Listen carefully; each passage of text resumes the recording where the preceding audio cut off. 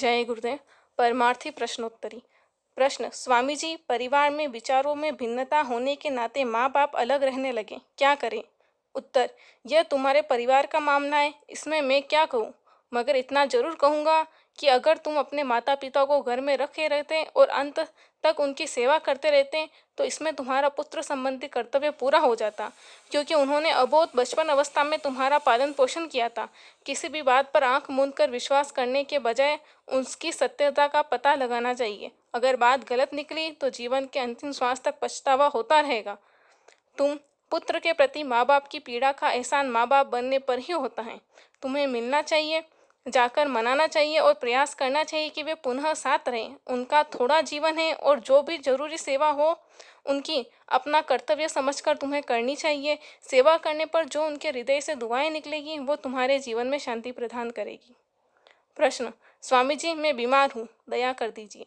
उत्तर: बीमारी बुरे कर्मों के कारण होती है। प्रारब्ध कर्म तो भोगने ही पड़ते हैं। तुम्हें यह सोचना चाहिए कि बीमारी के द्वारा बुरे कर्म कट रहे हैं। बीमारी बोझ को हल्का करती है और कर्ज चुकाती है।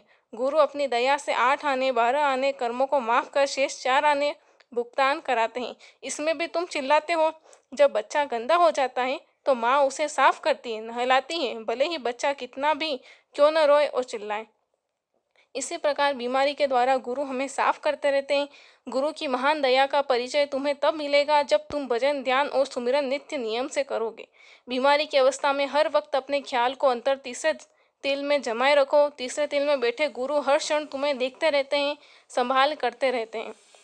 प्रश्न: स्वामी जी, लड़की की शादी की चिंता मुझे भजन करने नहीं देती, क्या करूं? उत्तर: यह दुनिया समस्याओं से भरी है। संसार संघर्ष का क्षेत्र है। यहाँ न कभी शांति रही और न कभी रहेगी। यहाँ रोज कोई न कोई समस्या बनी ही रहेगी। जिस स्थान पर मन और माया का जोर है वहाँ शांति कभी नहीं रह सकती। कभी परिवार के झगड़े, कभी समाज के झगड़े, कभी देश के झगड़े, कभी जातियों के झगड़े और दुख यहाँ बने ही रहेंगे।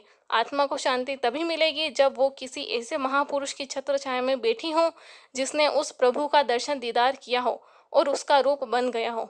लड़की की शादी की चिंता भी करो और साथ ही भजन करो तो काम आसान हो जाएगा। अपना प्रयास और कर्तव्य करना चाहिए। प्रारब्ध पर विश्वास रखो। वक्त आ जाएगा तो संबंध होने में देर नहीं लगेगी।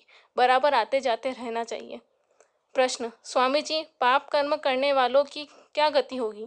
उत्तर: जब शरीर से निकाले जाएंगे तो विचार करो कि पाप करने वाले कहाँ जाएंगे। पाप करने वालों को बाद शरीर छोड़ने के फिर मनुष्य शरीर नहीं मिलेगा। कर्म अनुसार नीचे योनियों में जैसे 84 हैं उसमें चले जाएंगे और युगान युग पाप कर्म करने वाली आत्माओं को कीट पतंग पशु आदि योनियों में दुख भोगना होगा। ऐसा समय बहुत ही निकट आ रहा है और प्रकृति अपना अस्त्र लेकर खड़ी है। हुक्म मिला कि उसने साफ कर दिया। जब तक माफी का दरवाजा खुला है तभी तक गनीमत है। माफी का समय गया तो सजा का समय आ जाएगा। जय गुरुदेव।